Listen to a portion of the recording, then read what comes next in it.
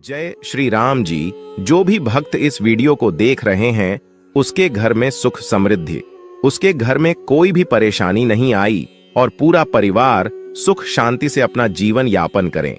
अगर तुम में से कोई रामचंद्र जी को मानता है तो अगर सच में ही भक्त है तो आप इस वीडियो को लाइक, चैनल को सब्सक्राइब कर नीचे कमेंट बॉक्स में एक बार जय जय सिया राम लिख देना। जो भी भक्त कमेंट बॉक्स में जय जय श्री राम लिखता है तो उसके मन में जो भी मनोकामना है वह पूरी कर देना। दोस्तों, पूजा घर में यह चीजों का रखना होता है, अशुभ धन का हो जाता है, नाश मां ऐसे घर का कर देती है। त्याग इसी के साथ इस वीडियो में हम जानेंगे उन विशेष चीजों के बारे में जिनका पूजा घर में होना है बेहद आवश्यक है। अगर घर में सुख समृद्धि धन की कामना करते हैं तो यह 3 चीजें पूजा घर में होनी जरूरी है। स्वयं भगवान श्री कृष्ण ने बताया है, प्रत्येक मनुष्य अपने घर में एक छोटा सा पूजा घर अथवा मंदिर जरूर बनाता है जिसके अंदर वह अपने सभी प्रिय देवी देवता तथा उनसे जुड़ी महत्वपूर्ण चीजें श्रद्धा भाव के साथ रखता है। वह अपने मंदिरों में देवी देवताओं की तस्वीरें, पूजा पाठ का सामान इत्यादि चीजों को भी रख देते हैं। परंतु हमारे शास्त्रों में मंदिर के अंदर कुछ चीजें रखना जितना फलदायक होता है उतना ही कुछ चीजों का रखना अमंगल और अशुभ होता है। ये कुछ वस्तुएं ऐसी हैं जिनसे घर में नकारात्मकता बनी रहती है और लड़ाई झगड़े, क्लेश और नुकसान ही नुकसान होता है। आज हम जानेंगे ऐसी ही अशुभ चीजों के बारे में जिन्हें कई लोग जाने अनजाने में घर के मंदिर में रख देते हैं। अगर आपके भी ऐसी चीजें रखी हुई हैं तो उन्हें तुरंत वहां से हटाकर किसी दूसरे स्थान पर रख दे। परंतु पूजा घर में भूल से भी ना रखे। लोग ऐसा इसलिए करते हैं क्योंकि उन्हें लगता है कि यह चीजें धार्मिक है और इनकी भी पूजा की जानी चाहिए। दोस्तों, भगवान श्री कृष्ण कहते हैं कि कलयुग में मनुष्य कुछ अशुद्ध चीजों को धार्मिक मानकर उनकी पूजा करेगा जिसे शास्त्रों में वर्जित समझा गया है। भगवान श्री कृष्ण ने इसकी भविष्यवाणी पहले ही की हुई थी कि कलयुग मनुष्य अधारवा दीपक और धूप दान की दोस्तों भारत की परंपरा मिट्टी से जुड़ी हुई है। इसीलिए मंदिर में पारंपरिक मिट्टी का दीपक जरूर होना चाहिए। अगर आप मिट्टी का दीपक नहीं रख सकते हैं तो धातु के दीपक का उपयोग करें। अगर भगवान में आपकी आस्था ज्यादा हो तो आप उपला रखकर गुड़ और घी का धूप भी दे सकते हैं। ऐसा करने से घर में सुख शांति बनी रहती है। दूसरी चीज है, स्वास्तिक घर के मंदिर में जरूर होना चाहिए। या तो आप इसे रोली से बना ले, क्योंकि स्वास्तिक आपके घर की शक्ति, सौभाग्य, समृद्धि और शुभता का प्रतीक समझा जाता है। यही मुख्य कारण है कि कोई भी शुभ कार्य कर से पहले स्वास्तिक का चिन्ह जरूर बनाया जाता है। तीसरी चीज है कलश। भगवान श्री कृष्ण कहते हैं, कलश सुख और समृद्धि का प्रतीक है। अपने मंदिर में रोली कुमकुम से स्वास्तिक बनाकर उस पर मंगल कलश जरूर रखें। ऐसा करने से घर में सदैव समृद्धि बनी रहती है और ऐश्वर्य की प्राप्ति होती है।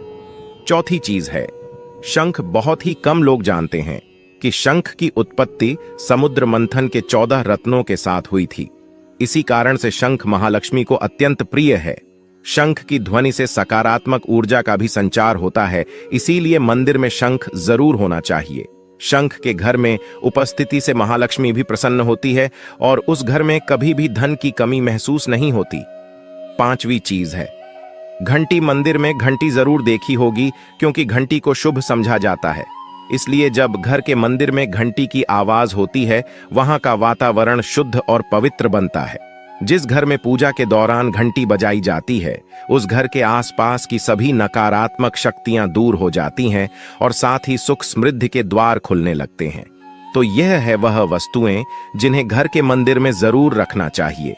आइए अब जान लेते हैं कि घर के मंदिर में कौन सी चीजें कभी रखनी चाहिए। सबसे पहली बात, गणेश जी की विषम संख्या में मूर्ति। घर में कभी भी गणेश जी की मूर्ति 3 अथवा 5 ऐसी विषम संख्या में ना रखे। अपने मंदिर में गणेश जी की केवल 2 मूर्तियां रखे, इसे शुभ समझा जाता है। अगर आप अपने मंगल की कामना करते हैं तो गणेश जी की मूर्ति मुख्य द्वार पर अंदर की तरफ मुख करके लगा ले।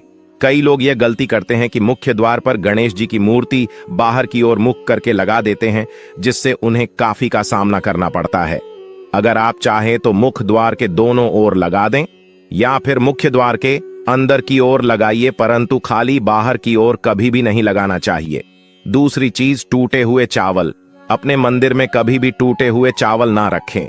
इसके साथ ही पुराने चढ़ाए हुए चावल अधिक समय तक ना रखें। यह नकारात्मक ऊर्जा फैलाते हैं। यह बात भी ध्यान रहे कि आप मंदिर में रखने वाले चावलों का इस्तेमाल हल्दी में भिगोकर ही करें, अधिक शुभ परिणाम मिलेंगे। तीसरी चीज है पूर्वजों की तस्वीर। अगर आपके घर के मंदिर में अपने पूर्वजों की तस्वीर रखी हुई है तो उसे तुरंत वहां से हटा दें, क्योंकि वास्तुशास्त्र में पूजा घर में मृत परिजनों की तस्वीरें रखना अशुभ समझा जाता है। इससे अशुभ परिणाम प्राप्त होते हैं। मृतक परिजन पूजनीय और सम्माननीय हैं, किंतु उनका स्थान देवताओं के बराबर नहीं है। मृत परिजनों की तस्वीर घर के पूजा घर में से पूजा घर का वातावरण भी नकारात्मक बन जाता है, जिसका अशुभ परिणाम हमें भुगतना पड़ता है। कई लोग साधु संतों की मूर्तियां अथवा साधु संतों की तस्वीरें भी पूजा घर में रख देते हैं, परंतु ऐसा करना अशुभ समझा जाता है। अगर आप किसी साधु संत को मानते हैं तो उनकी तस्वीर दीवार पर लगा सकते हैं, परंतु पूजा घर में भूल से भी ना रखें। भैरव जी और शनिदेव की मूर्ति ना तो घर के मंदिर में, भैरव जी, शनिदेव अथवा काली माता की मूर्तियां भी नहीं रखनी चाहिए। इसी के साथ माता लक्ष्मी की खड़ी हुई मूर्ति की भी पूजा नहीं करना चाहिए। माता लक्ष्मी सदैव ही बैठी हुई मुद्रा में होनी चाहिए। इस तरह से हमें पूजा घर में इन मूर्तियों को नहीं रखना चाहिए। आइए अब जानते हैं उन विशेष वस्तुओं के बारे में जो आपकी पूजा घर में जरूर होनी चाहिए। इन चीजों की पूजा घर में होने से घर में होती है धन की वर्षा। मां लक्ष्मी करती है, घर में स्थायी रूप से वास करती है। तो पहली चीज है गंगा जल। हमारे शास्त्रों में जल को अत्यंत पवित्र समझा गया है, इसीलिए पूजा घर में गंगा जल का होना अत्यंत आवश्यक है। गंगा नदी सभी पापों को नष्ट करने वाली तथा सभी व्याधियों का नाश करने वाली है। इसीलिए अगर आपके पूजा घर में एक तांबे के छोटे से पात्र में आप गंगा जल भरकर रखते हैं तो इससे आपके पूजा घर की शुद्धता बनी रहेगी और आपको आपकी पूजा का संपूर्ण फल प्राप्त होगा। दूसरी चीज है कलश। शास्त्रों में कलश को पूर्णता का प्रतीक समझा गया है। चाहे वह सत्यनारायण की पूजा हो, दीपावली हो, नवरात्रि का पर्व हो या फिर किसी भी तरह का उत्सव हो तथा मांगलिक कार्य हो, कलश की स्थापना किए बिना सब कुछ अधूरा समझा गया है। पूजा में कलश का उपयोग देवताओं का आह्वान करने के लिए किया जाता है। ईश्वर के सामने तांबे के कलश में पानी भरकर रखना इतना शुभ होता है कि हम अपनी रोज की पूजा करते समय भगवान के सामने तांबे के कलश में पानी भरकर रखें तो उसका चमत्कारी प्रभाव हमें जरूर देखने को मिलता है। इसीलिए मुख्य रूप से तांबे के कलश का उपयोग करें। पूजा में अगर किसी सामग्री की कमी रह जाए तो परेशान ना हो या पूजा बीच में ना छोड़े। ऐसे में भगवान को चावल और फूल चढ़ाए और मन में ही उस चीज का ध्यान करें। प्लास्टिक की बोतल में या किसी भी अपवित्र धातु के बर्तन में जल कभी भी नहीं रखना चाहिए। अपवित्र धातु जैसे एल्यूमिनियम और लोहे से बने बर्तन गंगा जल नहीं रखना चाहिए। तांबे के बर्तन में रखना शुभ रहता है। केतकी का फूल शिवलिंग पर अर्पित नहीं करना चाहिए। किसी भी पूजा में मनोकामना की सफलता के लिए दक्षिणा जरूर चढ़ा चाहिए। मां लक्ष्मी को विशेष रूप से कमल का फूल अर्पित किया जाना चाहिए और अगर आप यह शुक्रवार के दिन करते हैं तो कई गुना लाभ मिलता है। इस फूल को 5 दिनों तक जल छिड़क कर पुनः चढ़ा सकते हैं। हमेशा इस बात ध्यान रखें कि कभी भी दीपक से दीपक नहीं जलाना चाहिए। शास्त्रों के अनुसार जो मानव दीपक से दीपक जलाते हैं वह रोगी होते हैं। घर के मंदिर में सुबह और शाम को दीपक जरूर लगाए। एक दीपक घी का और एक दीपक तेल का जलाना चाहिए। पूजा में दीपक सही जगह रखना चाहिए। घी का दीपक हमेशा दाईं तरफ, तेल का दीपक हमेशा बाईं तरफ रखे। जल पात्र लेकर धूपदान जैसी चीजें हमेशा बाएं तरफ रखनी चाहिए। घर पर पूजा समय खड़े होकर पूजा न करें और ना ही सीधे जमीन पर बैठकर पूजा करें। पूजा करने से पहले हमेशा आसन बिछाए और आसन में बैठकर ही पूजा करें। इसके साथ ही बिना सिर ढके भी पूजा नहीं करनी चाहिए।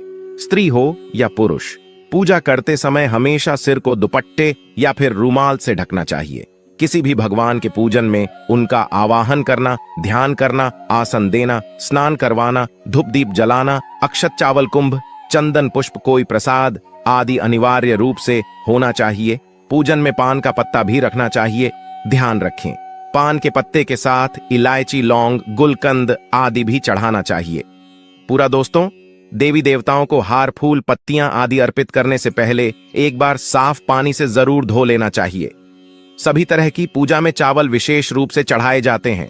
पूजन के लिए ऐसे चावल का उपयोग करना चाहिए जो हो, यानी टूटे हुए ना हो चावल चढ़ाने से पहले इन्हें हल्दी से पीला करना बहुत शुभ समझा गया है।